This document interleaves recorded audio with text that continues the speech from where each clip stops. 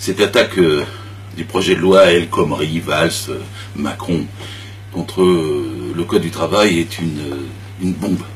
C'est un siècle de l'histoire de France qui est en jeu. Le Code du travail, il est né en 1910. Et c'était 4 ans après la catastrophe de Courrières.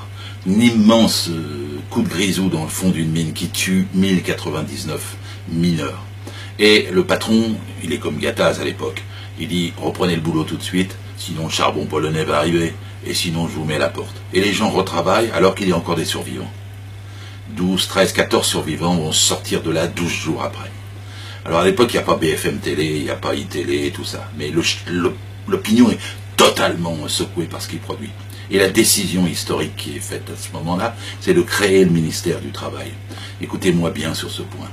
Le ministère du Travail est créé pour échapper au ministère de l'Économie. C'est-à-dire qu'on commence à bâtir les droits des salariés contre les exigences des patrons d'entreprise et les exigences de productivité économique et tout ça, les entreprises. Et pendant un siècle, le Code du travail va se construire de lutte en lutte, de débats parlementaires en grève, de 1936 à 1968. Le Code du travail va se construire comme une montée progressive des droits des humains au travail.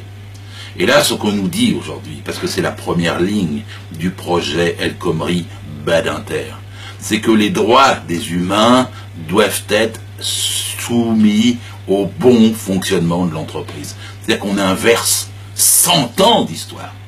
François Hollande, à la conférence de presse de septembre dernier, dit on va adapter le Code du travail aux besoins des entreprises. C'est là qu'est la trahison, c'est là qu'est la contre-révolution, c'est là qu'est la rupture théorique, juridique, historique, fondamentale, avec toutes les conséquences pratiques. Et la première phrase de la loi El Khomri, qui est extraite du préambule rédigé par Badinter, dit bien on va subordonner les droits et libertés fondamentales au bon fonctionnement de l'entreprise. Et là, c'est ça qu'on ne peut pas accepter.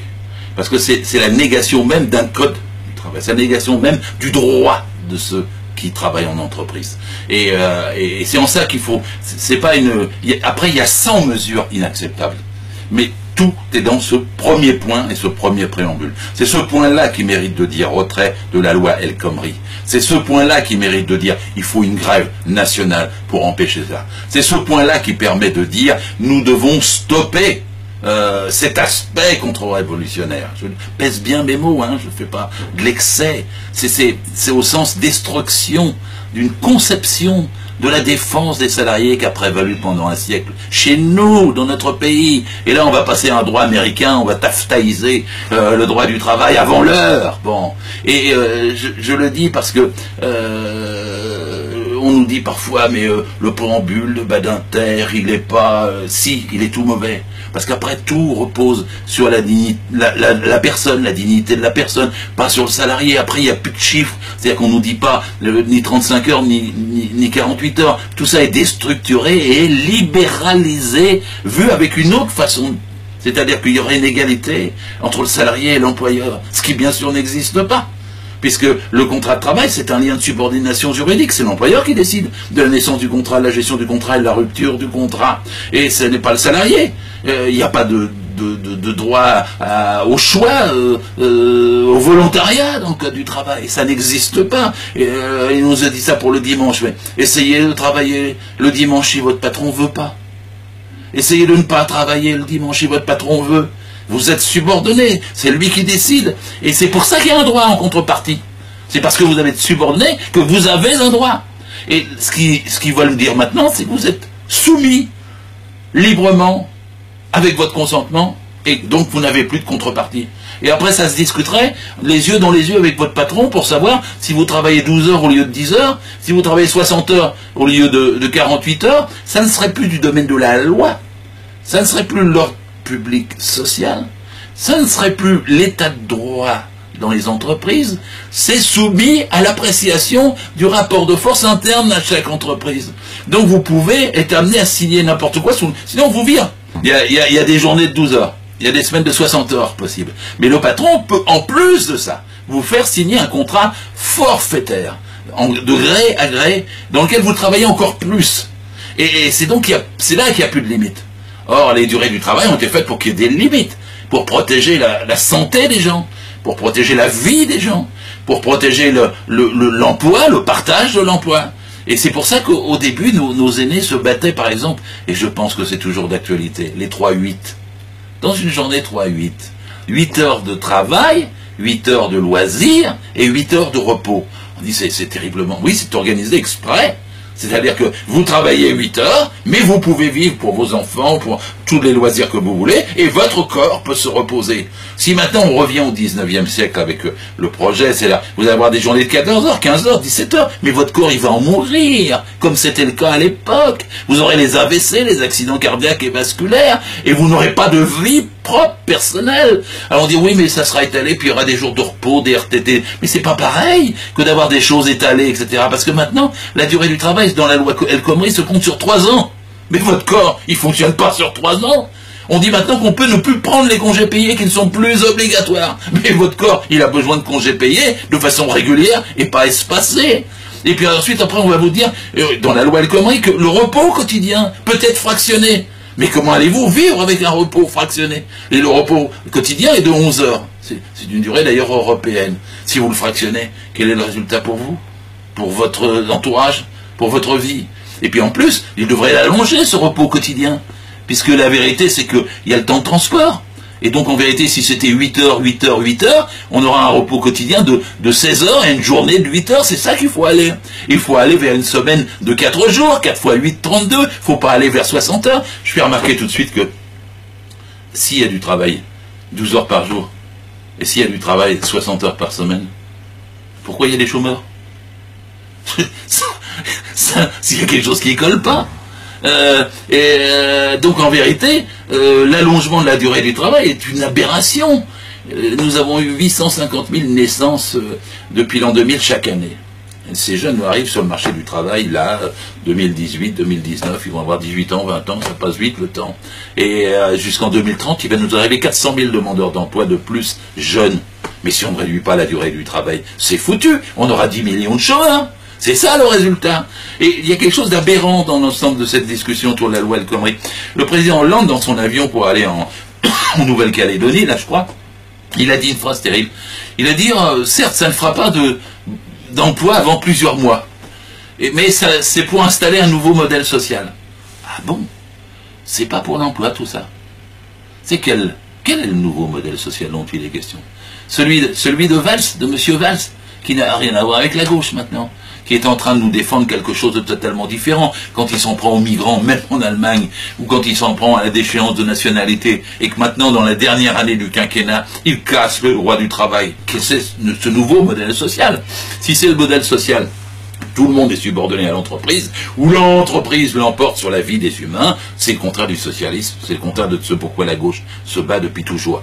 Et je peux rajouter quelques points dans le droit du travail, parce que les licenciements vont être facilités. Ensuite, il y aura, de façon simple et claire, des situations où l'employeur pourra, pour des seules raisons de commodité, parce qu'il aura perdu 3 € l'année dernière, allonger la durée du travail et baisser le salaire, de façon à ce que, soi-disant, son entreprise marche mieux et que surtout ses marges s'augmentent.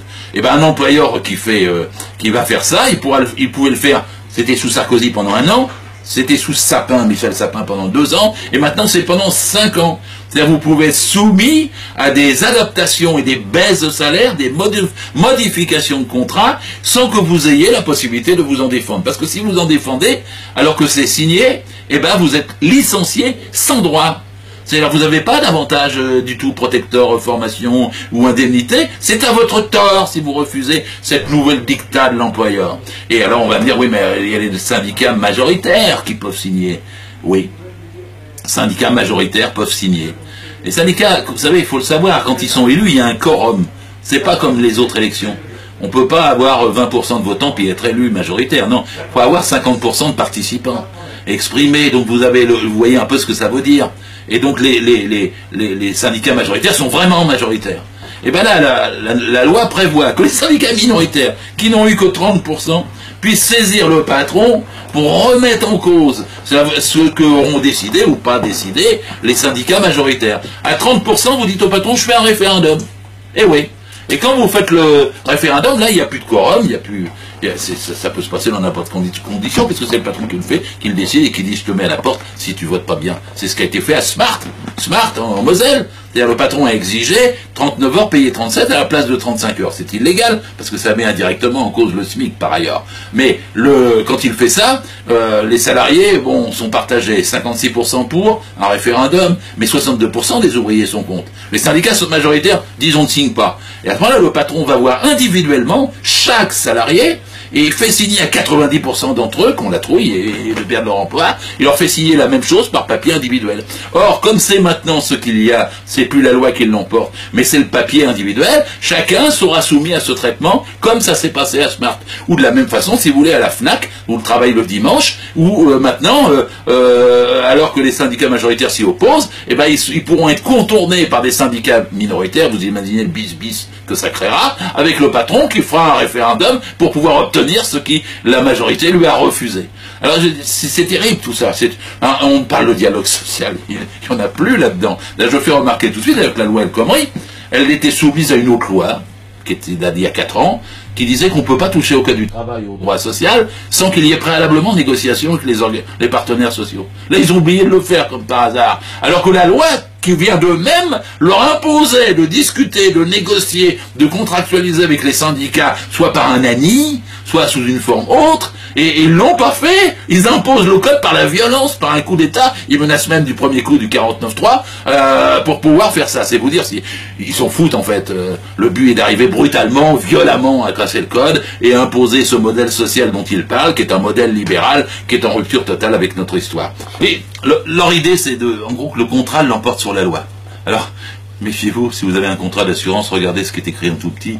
Il y a toujours écrit pourquoi vous n'allez pas toucher la prime d'assurance. Les contrats en droit du travail, ça sera pareil. La loi, c'est beaucoup plus simple, ça protège le faible, tandis que le contrat, lui, il va contraindre le faible. Et le contrat, sur la loi, ça veut dire quoi? C'est ce qu'on appelle l'inversion de la hiérarchie des sources de droit. En vérité, jusqu'à présent, dans notre République, le droit venait des décisions du Parlement, de la loi universelle, et donc s'appliquait dans les entreprises les plus grandes aux plus petites. Et quand il y avait par ailleurs des négociations dans l'entreprise ou dans la branche, eh bien ces négociations pouvaient certes donner mieux que la loi, mais on retenait ce qui était le plus favorable aux salariés. Et on parle d'un principe de faveur. Alors, ce qu'ils font, c'est qu'ils inversent cette hiérarchie des sources de droit. Au lieu que la loi descende vers un ANI, un accord national interprofessionnel, vers un accord de branche, puis vers un accord d'entreprise et s'applique, maintenant l'accord d'entreprise pourra déroger à l'accord de branche, qui pourra déroger à un accord national interprofessionnel, qui pourra déroger à la loi. Ce qui fait qu'à la fin, vous avez 10 000 entreprises et vous avez 10 000 contrats, mais vous n'avez plus de loi. Et donc vous êtes soumis à la décision propre, à la particularité propre de l'entreprise et de l'employeur. Il n'y a plus de république, il n'y a plus d'état de droit. Et quand vous avez fait ça, il n'y a plus de principe de faveur non plus. Et donc vous allez avoir les choix imposés les plus douloureux. C'est comme ça qu'on va vous faire 12 heures par jour et 60 heures par semaine. C'est comme ça qu'on va vous mettre en cause le repos quotidien. C'est comme ça que, par exemple, les apprentis travailleront 40 heures au lieu de 35 heures. C'est pour ça que toute une série de mesures d'adaptation du droit des congés, par exemple. Vous avez droit à un congé si vous avez perdu un proche. Jusqu'à présent, c'était fixé par la loi. Maintenant, le principe du congé reste, mais c'est négociable avec l'employeur. Le gars, il vous dira, c'est pour t'as ton après-midi, au lieu d'avoir 3 jours, ou d'avoir 4 jours, ou d'avoir 5 jours, selon que c'est un mariage, ou une naissance, ou un décès. Donc, c'est comme ça que la casse de la hiérarchie légale va se faire avec des négociations au petit coup, et puis vous aurez plus que le petit rapport de force. Je dirais, non, mais je marche pas, je veux 3 jours, je veux 4 jours, le gars dira, au revoir. Et donc vous serez menacé de licenciement. Et comme le licenciement est affaibli, vous ne pourrez pas vous défendre, vous ne pourrez pas résister, puisque vous n'avez plus de protection. Vous savez, le droit du licenciement, c'est la Déclaration universelle des droits de l'homme de 1948. C'est la Charte européenne des droits humains de 1999. C'est la Convention 158 de l'Organisation du travail, internationale du travail. Et ces textes disent 5 choses. 1, quand vous êtes licencié, ça doit être par écrit. Ça, Badinter ne le dit plus. 2, quand vous êtes licencié, ça doit être motivé. Là, ils sont en train d'attaquer la motivation. 3, vous pouvez avoir la possibilité de vous défendre. Ça, il n'en est quasiment déjà plus question. 4, quand vous êtes licencié, vous pouvez avoir un recours devant les tribunaux. Et là, ils attaquent les prud'hommes pour qu'il y ait un barème qui vous empêche d'être réparé dans les torts que vous avez subis. Et il y aura une limite à l'indemnisation que vous pourrez avoir. Et 5, c'était prévu que vous soyez réintégré ou fortement indemnisé. Là aussi, c'est fini. Et ce sont des déclarations des droits de l'homme qui sont mises en cause. C'est pas même pas notre seul code du travail. Donc, une fois que vous n'avez plus la protection contre le licenciement, vous avez du mal à vous défendre vos droits en amont. Ce que vous dites au patron, paye-moi mes heures supplémentaires du mois dernier. Le gars, il vous dit rien, mais il vous vire. Comme il n'aura pas de motif à donner bientôt, eh ben vous n'aurez pas de possibilité de vous défendre en disant que c'est parce qu'il vous a pas payé les heures supplémentaires. Et donc l'affaiblissement des prud'hommes va de pair avec tout ça pour que vous ayez plus de possibilité de vous défendre devant la justice. Et l'affaiblissement de l'inspection du travail également, puisqu'elle-même elle perd son indépendance. Et puis l'affaiblissement de la médecine du travail, parce qu'on vous protégera plus contre la santé. La médecine du travail est morte dans le projet de loi. Vous allez être remplacé par des services de santé au travail, ce sont des infirmiers à la place des médecins, les visites ne sont plus obligatoires de façon préventive, et elles sont tellement espacées que ça n'est plus une médecine de prévention. Et donc à partir de ce moment-là, vous n'êtes plus dans une sécurité, même du point de vue de la santé. Vous imaginez, ça veut dire que les salariés inaptes vont être virés pratiquement du jour au lendemain, sans protection. Je suis moi-même fasciné par cette ampleur de la destruction. Un petit détail que je veux dire aussi, parce que le travail le dimanche, les gens ne comprennent pas toutes les modifications, mais et je ne peux pas les expliquer toutes. Je l'ai fait sur mon blog. J'ai décortiqué les 45 mesures une par une. Allez le chercher, www.filoche.net. Et je vous en prendrai une encore. Par exemple, dans la nouvelle loi, c'est le patron qui décide de quand commence la semaine. On se dit, mais comment? La semaine, c'est plus le lundi? Ben non. Peut être le mardi, peut être le mercredi. Et du coup, dans les grands magasins parisiens, se sont jetés dessus. Ils ont décidé que le dimanche était le 5e jour. Et comme il y avait 6 jours de travail, que le repos était le 7e, en fait le dimanche n'est plus le dimanche. Donc ils ne le majorent plus. Alors que s'ils rentrent dans les jours du préfet et que dans ce cas-là, il devait y avoir majoration. Et la deuxième chose, c'est qu'il devait y avoir un repos compensateur. Mais la loi ne dit pas explicitement que le repos compensateur va être payé. Donc il n'est pas payé.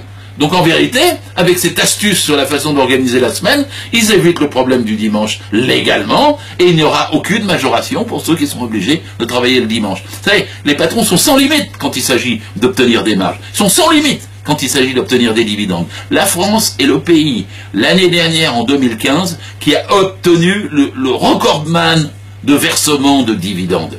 Il n'y a pas de crise, la France n'a jamais été aussi riche. C'est pas parce que il y a une obligation pour faire de l'emploi qu'on nous impose tout ça, c'est le contraire. C'est parce qu'ils veulent encore plus de marge, encore plus prendre sur notre travail, encore nous laisser moins de droits. C'est pour ça que l'ensemble de ceci se passe. Et donc c'est pour ça qu'il faut aussi qu'on le comprenne, qu'on décortique, qu'on fasse de l'éducation populaire, qu'on le défende, le code du travail. Le code du travail, c'est un droit intime pour chacun de nous, même pour celui qui ne le connaît pas. C'est un droit essentiel, c'est un droit vital. C'est aussi le droit le moins enseigné. C'est l'occasion de l'enseigner. C'est le droit le plus dénigré, c'est le droit le plus fraudé. C'est une histoire, je l'ai dit au début, d'un siècle. C'est un texte fait de sueur et de sang, de lutte et de larmes. C'est l'indice de mesure d'une civilisation. C'est pour ça qu'il faut se mettre tous en mouvement, qu'il faut tous se réveiller, qu'il faut tous se battre ensemble et dire stop, on ne peut pas laisser passer ça. On n'est pas dans une situation de routine. J'ai dit que c'était une bombe. Il faut se lever contre cette guerre qu'on mène contre chacun de nous. Et ceux qui ne le comprennent pas vont le comprendre lentement quand ils verront tout changer dans leur vie, dans l'entreprise. C'est maintenant qu'il faut se mobiliser avant que la catastrophe arrive, avant qu'ils nous vainquent, avant qu'ils nous retirent tout ce que nous avons mis tellement avec nos pères et nos grands-pères d'énergie pour gagner. Les salariés doivent être dignes, ils doivent être respectés, ils doivent avoir des horaires, ils doivent avoir un salaire, ils doivent avoir une progression de carrière, ça doit être stable. Rien nous oblige à renoncer à ça.